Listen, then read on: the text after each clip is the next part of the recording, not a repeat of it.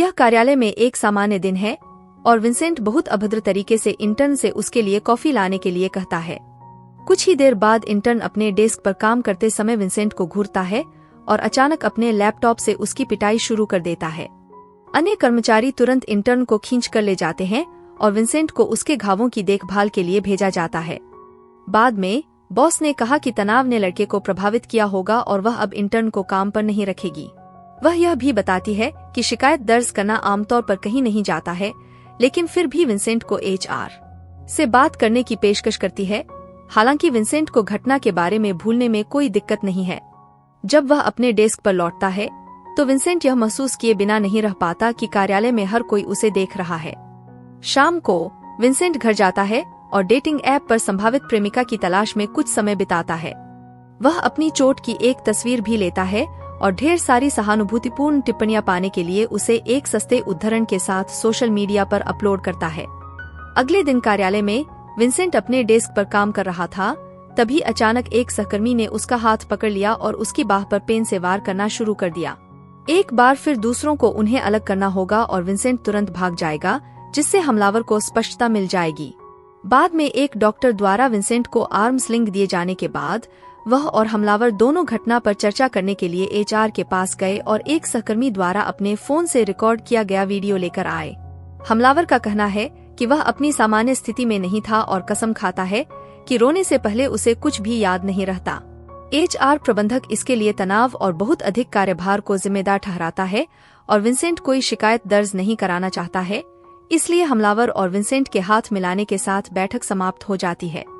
बाद में एक अन्य बॉस ने विंसेंट को दूर से काम करने के लिए कहा क्योंकि जाहिर तौर पर उसके बारे में कुछ बातें लोगों को परेशान कर रही हैं। घर जाने से पहले विंसेंट ने एक सहकर्मी से सोशल मीडिया की जांच करने के लिए कहा कि क्या उसके बारे में कोई बुरी अफवाहें हैं, लेकिन उन्हें कुछ नहीं मिला। शाम को विंसेंट ने उस महिला के साथ डेट की जिससे वह एक रेस्तरां में ऐप पर मिला था। उनकी बातचीत अच्छी चलती है और वे सफल हो जाते हैं, लेकिन विंसेंट खिड़की की ओर देखने से खुद को नहीं रोक पाता क्योंकि एक आवारा व्यक्ति उसे घूरता रहता है।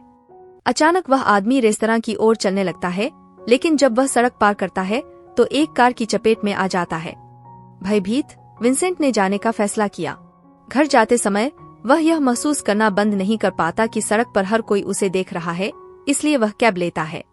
अगले दिन विंसेंट अपनी साइकिल पर सवारी के लिए जाता है और जब वह लाल बत्ती पर रुकता है तो वह देखता है कि कार में एक ड्राइवर बिना पलक झपकाए उसे घूर रहा है। डरा हुआ विंसेंट लाल बत्ती को नजरअंदाज कर देता है और जितनी तेजी से संभव हो उतनी तेजी से भाग जाता है, लेकिन जल्द ही कार उसका पीछा करती हुई आती है। वह गलती से अपनी साइकिल से गिर जाता है, लेकिन कम से कम इससे उसे सड़क से छिपने का मौका मिलता है और कार उसे देखे बिना चली जाती है। जब वह घर लौटता है तो विंसेंट हिंसा के रहस्यमय मामलों से संबंधित समाचारों के लिए इंटरनेट पर खोज करता है और उसे ऐसे कई उदाहरण मिलते हैं जब लोग अचानक अलग हो जाते हैं और अपने आसपास जो भी होता है उस पर हमला कर देते हैं। खेल आयोजनों और दुकानों में होने वाली ऐसी घटनाओं के कई वीडियो भी हैं जिन्हें लोगों ने अपने फोन से फिल्माया है। अगले दिन विंसेंट एक मनोवैज्ञानिक से मिलने जाता है। दुर्भाग्य से वह व्यक्ति हमलावरों के खाली चेहरे वाले हिस्से पर विश्वास नहीं करता है और कहता है कि विंसेंट किसी भी प्रकार का ध्यान आकर्षित करना चाहता है जिससे अन्य लोग प्रतिक्रिया कर सकते हैं। विंसेंट घर जाता है और अब तक ज्ञात विवरणों को एक बोर्ड पर व्यवस्थित करना शुरू कर देता है। हमले आंखों के संपर्क से शुरू होते हैं, इसलिए उसे यह जानना होगा कि वे कैसे रुकते हैं। वह बालकनी में जाता है और पड़ोसी को नमस्ते कहता है, जो पहले तो अच्छे शिष्टाचार के साथ अभिवादन का जवाब देता है। हालांकि कुछ देर घूरने के बाद उसका चेहरा खाली हो जाता है और वह विंसेंट पर चीजें फेंकता है, जो तुरंत छिप जाता है। कुछ सेकंड इंतजार करने के बाद विंसेंट फिर से बाहर देखता है और देखता है कि पड़ोसी इस बात से भ्रमित है कि क्या हुआ। वह बोर्डों में जोड़ता है कि आंख से संपर्क खत्म करने से भी हमला खत्म हो जाता है। बाद में विंसेंट को अपनी नवीनतम खरीद के साथ एक पैकेज मिलता है, एक टेसर, कुछ हथकड़ी और पेपर स्प्रे। फिर वह हाथ में टैजर लेकर तेजी से प्रतिक्रिया करने का अभ्यास करने में कुछ पल बिताता है। अब सुरक्षित महसूस करते हुए विंसेंट अपना हुड ऊपर रखते हुए टहलने जाता है। जब वह घर लौटता है तो पड़ोसी बच्चे उसे आते हुए देखते हैं और अचानक उस पर हमला कर देते हैं। विंसेंट उन्हें चोट पहुंचाए बिना उन्हें दूर धकेलने की कोशिश करता है, लेकिन बच्चे कोशिश करते रहते हैं और उसे काट भी लेते हैं। इसलिए विंसेंट के पास उन्हें फर्श पर फेंकने के अलावा कोई विकल्प नहीं होता है। उस समय उसकी माँ उसे देखती है, जो तुरंत उसे दुर्व्यवहार करने वाला कहती है, लेकिन कम से कम वह हमला रोक देती है और विंसेंट अपार्टमेंट में छिपने के लिए भाग सकता है। जल्द ही अन्य सभी पड़ोसी दरवाजे के बाहर इकट्ठा हो रहे हैं और जब वह कहता है कि बच्चों ने पहले हमला किया तो उन्हें उस पर विश्वास नहीं हुआ। डरे हुए विंसेंट ने उन्हें अंदर घुसने से रोकने के लिए कुछ फर्नीचर दरवाजे के सामने रख दिए। जब पड़ोसी अंततः हार मान लेते हैं और चले जाते हैं तो विंसेंट अपनी सबसे महत्वपूर्ण चीजें पैक करके चला जाता है और यह सुनिश्चित करता है कि उसका हुड ऊपर रहे। वह अपने बचपन के घर के लिए कैब लेता है, जहां उसे पता चलता है कि उसके पिता जिम पेरे एक नई प्रेमिका के साथ रह रहे हैं।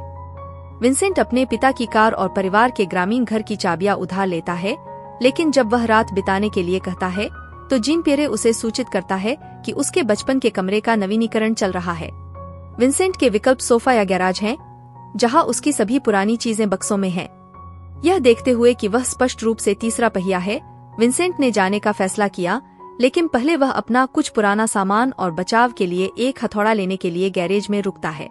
कुछ घंटों की ड्राइविंग के बाद विंसेंट कुछ खाना खरीदने के लिए एक दुकान पर रुकता है। वह इसे पार्क में एक मेज पर खाता है, जहां अचानक जोआचिम नाम का एक आवारा और उसका कुत्ता उसके पास आता है। यह सोचकर कि उस पर हमला होने वाला है, विंसेंट वहां से निकलने की कोशिश करता है, लेकिन जोआचिम उसे रुकने के लिए कहता है और वादा करता है कि यह सुरक्षित है। जोआचिम ने उसे खाना खरीदते हुए देखा और कैसे वह किसी की ओर देखने से बचता था, इसलिए वह बता सकता है कि विंसेंट उसके जैसा है। विंसेंट अपना भोजन साझा करने के लिए सहमत हो गया, जबकि जोआचिम ने अपनी कहानी साझा की। यह उसके लिए 7 महीने से चल रहा है और यह इतना बुरा हो गया कि उसे विश्वविद्यालय के प्रोफेसर के रूप में अपनी नौकरी छोड़नी पड़ी। वह नहीं जानता कि इसका कारण क्या है, लेकिन वह जानता है कि उनके जैसे अन्य लोग भी हैं जो मंचों और ब्लॉगों पर चैट करते हैं। जोआचिम ने उन्हें द वॉचमैन ब्लॉग नामक ब्लॉग का उपयोग करने की अनुशंसा की। वहां वे अकेले जीवित रहने की तकनीकों पर चर्चा करते हैं, क्योंकि अस्पताल जाना भी खतरनाक है। वास्तव में जोआचिम उसका वास्तविक नाम नहीं है, यह वह उपयोगकर्ता नाम है जिसका वह मंच पर उपयोग करता है। जाने से पहले जोआचिम ने विंसेंट को एक कुत्ता लाने के लिए कहा, क्योंकि वह उस पर हमला नहीं करेगा और उसे किसी भी खतरे से आगाह कर सकता है। इसके बाद विंसेंट गैस स्टेशन जाता है और अन्य ड्राइवरों से छिपने की कोशिश करते हुए अपना टैंक भर लेता है। दुर्भाग्य से एक आदमी उसके बगल में पार्क करता है और उसे इस हद तक देखता है कि वह अपने ट्रक से एक फावड़ा उठा लेता है और हमला करने के लिए तैयार हो जाता है। विंसेंट तुरंत अपनी कार में बैठता है और बिना भुगतान किए भाग जाता है। पूरी रात गाड़ी चलाने के बाद विंसेंट अंततः परिवार के ग्रामीण घर में पहुंचता है और सामने के गेट को जंजीर से बंद कर देता है।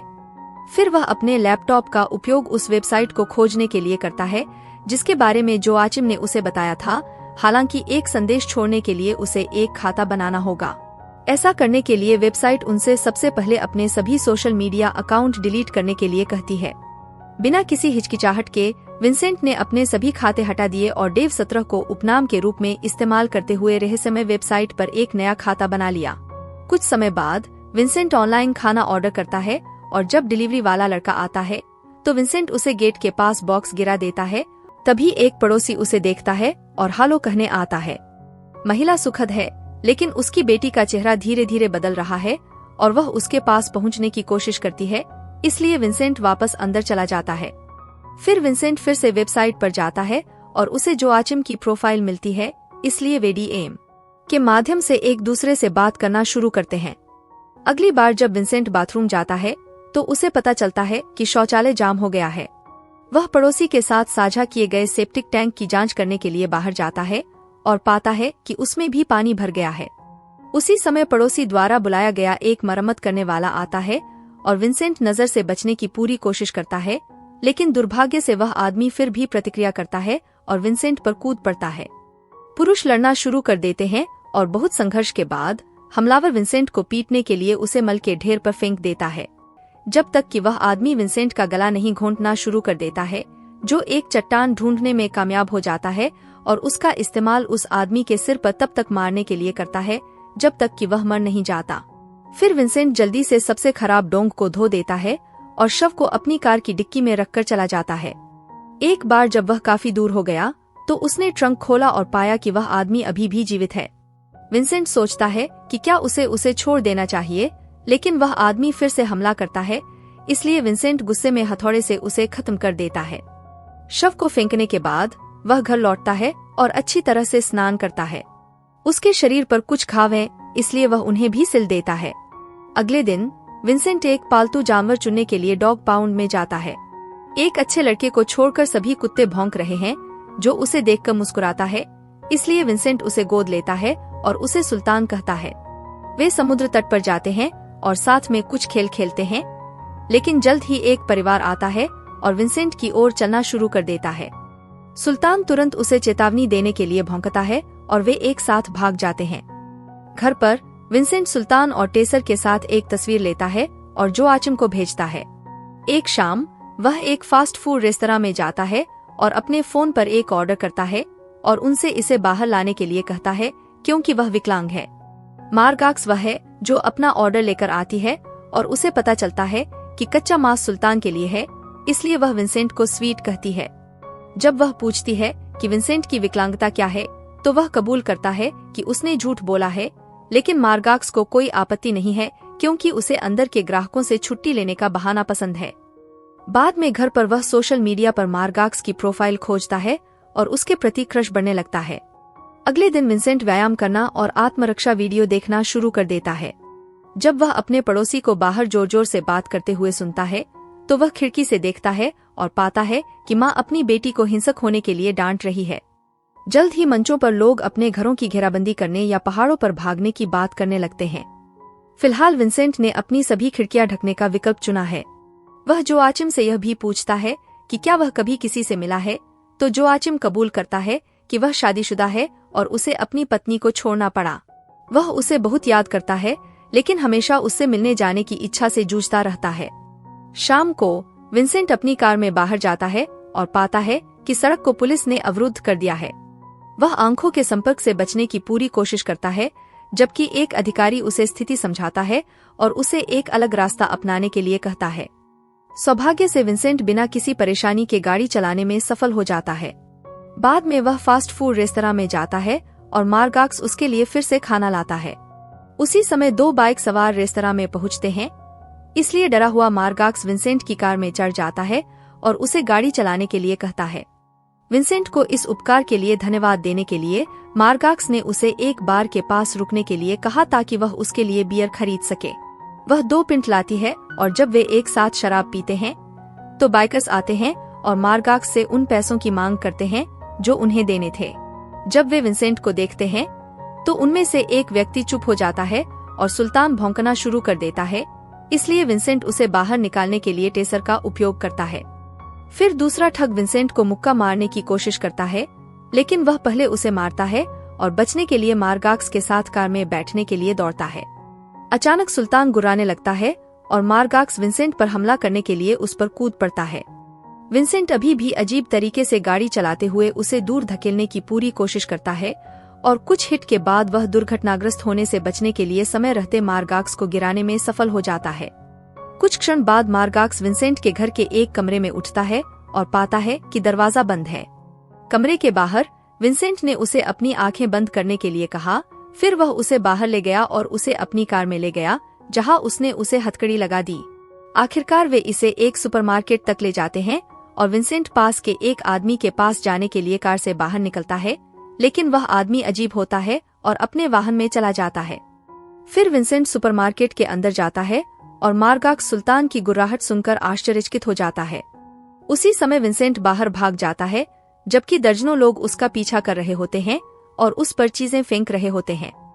पकड़े जाने से पहले वह कार में चढ़ने में सफल हो जाता है, लेकिन भीड़ वाहन को घेर लेती है और खिड़की भी तोड़ देती है। विंसेंट कार स्टार्ट करके उन्हें आगे बढ़ाता है और समूह सुरक्षित बच निकलता है। मार्गाक्स अंततः समझ गया कि पिछली रात उसके साथ क्या हुआ था और वह उसकी कहानी पर विश्वास करता है। कुछ क्षण बाद वे मार्गाक्स के घर पहुंचते हैं, जो एक नाव निकला। वे कुछ पेय और भोजन साझा करते हैं और थोड़ी देर तक बातचीत करने के बाद वे चुंबन करते हैं। चीजें तेजी से बढ़ती हैं और वे शरारत करने का फैसला करते हैं, जो थोड़ा अजीब और असुविधाजनक है, क्योंकि वे दूसरे हमले की स्थिति में मार्गाक्स के एक हाथ को विभिन्न सतहों पर हथकड़ी लगाते रहते हैं।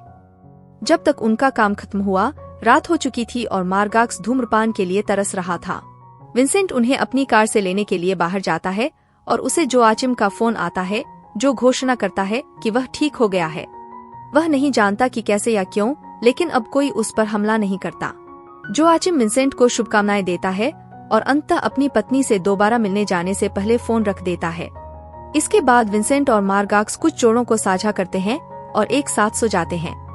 आधी रात में विंसेंट सुल्तान की गुर्राहट सुनकर जाग जाता है और देखता है कि मार्गाक्स उस पर हमला कर रहा है, इसलिए वह उसे मारने के लिए उस पर हमला करता है और बाहर भाग जाता है। कुछ मिनट बाद मार्गाक्स उसे वापस बुलाती है, लेकिन वह खुद का बचाव करने के लिए उसे दोषी नहीं ठहराती है। जबकि विंसेंट उस घाव की देखभाल करता है जो उसने उसे दिया था।